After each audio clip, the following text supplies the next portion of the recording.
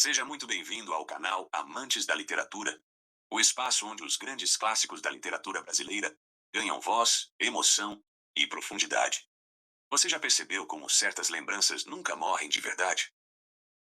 Elas podem desaparecer por anos, ficar escondidas sob a rotina, sob os compromissos, sob o peso do tempo, mas basta um rosto, uma palavra ou uma visita inesperada para que tudo volte à superfície, como se o passado estivesse apenas esperando. Foi exatamente isso que aconteceu com Dona Paula. Quando a história começa, ela já não era uma jovem, morava sozinha, cercada pelo respeito que a idade costuma impor, e pelo silêncio que, às vezes, acompanha quem já viveu muito. Sua casa parecia tranquila. As janelas permaneciam abertas para a luz da tarde. Os móveis guardavam a elegância de outros tempos, e sobre uma pequena mesa repousava um retrato antigo, um retrato que quase ninguém observava, mas que guardava uma vida inteira. Foi então que uma visita chegou para romper aquela calma. Sua sobrinha, Venancinha. Jovem, bonita e recém-casada. A princípio, não parecia haver motivo para preocupação. Mas bastaram alguns minutos de conversa para que Dona Paula percebesse algo estranho. Os olhos da moça não tinham a serenidade de uma mulher feliz. Havia inquietação. Havia ansiedade. Havia um segredo. E os segredos costumam encontrar aqueles que são capazes de reconhecê-los. Talvez porque já tenham vivido algo parecido. Talvez porque carreguem suas próprias cicatrizes escondidas. Aos poucos, a verdade começou a surgir. Venancinha estava apaixonada, mas não pelo marido. Seu coração havia sido capturado por outro homem. Um homem que despertava nela emoções que ela própria não conseguia controlar. Ela tentava resistir. Tentava se convencer de que aquilo era apenas uma fantasia passageira. Mas quanto mais lutava contra o sentimento, mais ele parecia crescer, como uma chama alimentada pelo próprio esforço de apagá-la. Enquanto a jovem falava, Doutora Paula escutava em silêncio. Não a interrompia, não a julgava, não oferecia conselhos apressados. Apenas observava. E, naquele instante, algo começou a acontecer dentro dela. Algo que a sobrinha não podia imaginar. Cada palavra ouvida parecia abrir uma porta esquecida. Cada confissão despertava uma memória adormecida. E, pela primeira vez em muitos anos, Dona Paula voltou a olhar para dentro de si. Porque havia uma razão para compreender tão bem aquela angústia. Décadas antes, ela também estivera diante do mesmo abismo. Também conhecera o conflito entre desejo e dever. Também sentira a vertigem de amar alguém que não deveria amar. Também acreditara que seria capaz de controlar o próprio coração. E fracassara. O passado começou a retornar. Não como uma lembrança organizada, mas como fragmentos. Um olhar, uma voz, uma tarde distante, uma promessa. E aquele retrato sobre a mesa. O retrato que permanecera todos aqueles anos silencioso. Agora parecia observá-la. Como se perguntasse: Você realmente esqueceu? Enquanto Venancinha falava de sua paixão proibida, Dona Paula via outra história surgir diante dos próprios olhos. A sua. Quando era jovem, acreditava que o futuro lhe pertencia.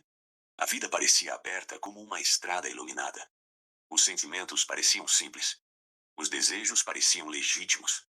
Mas o coração humano raramente aceita os caminhos mais fáceis. Ela se apaixonara, profundamente, intensamente. Daquelas paixões que transformam o mundo inteiro. Daquelas que fazem uma simples carta valer mais que uma fortuna. Daquelas que alteram o ritmo da respiração. Mas a realidade possuía suas próprias regras. E os sentimentos tinham consequências. O que começou como encanto tornou-se conflito. O que parecia felicidade transformou-se em sofrimento. E, diante de escolhas impossíveis, Dona Paula precisou sacrificar uma parte de si mesma.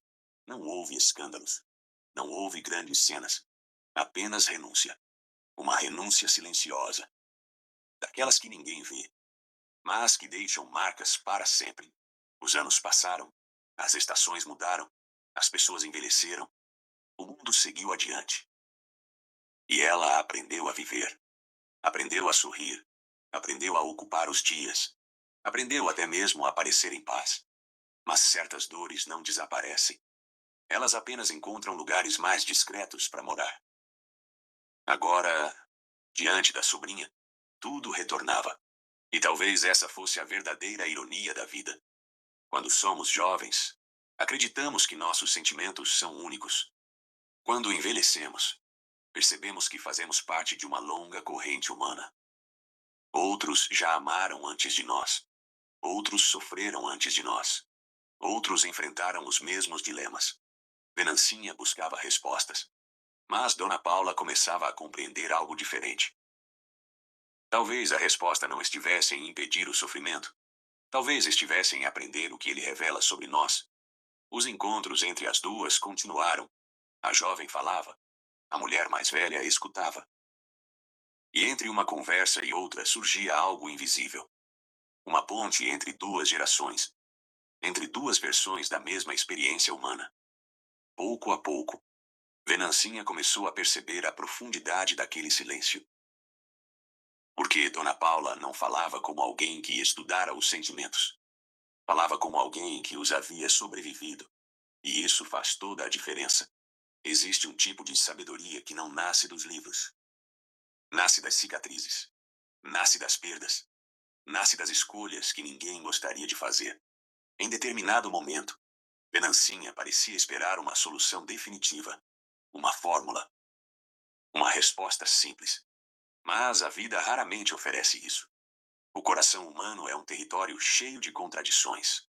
Podemos amar e sofrer ao mesmo tempo. Podemos desejar algo e saber que não devemos possuí-lo.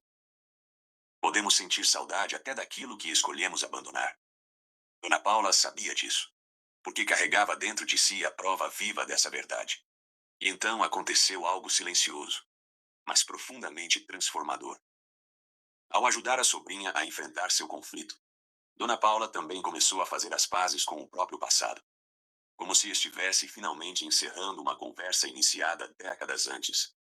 Como se aquela visita tivesse chegado não apenas para salvar uma jovem de um erro, mas para libertar uma mulher de uma lembrança.